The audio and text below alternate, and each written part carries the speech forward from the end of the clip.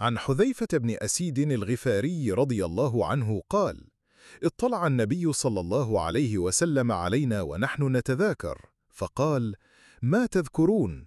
قالوا: نذكر الساعة.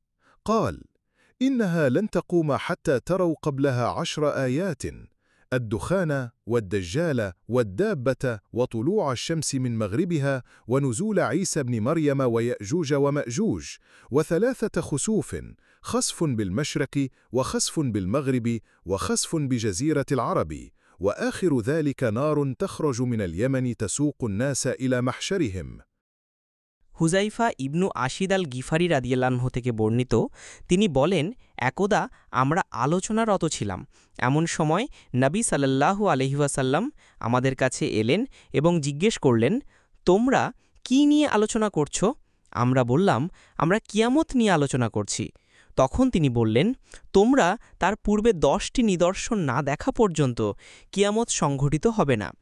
অতঃপর তিনি এই 10টি নিদর্শনের কথা উল্লেখ করলেন: 1. ধোঁয়া, 2. দাজ্জাল, 3.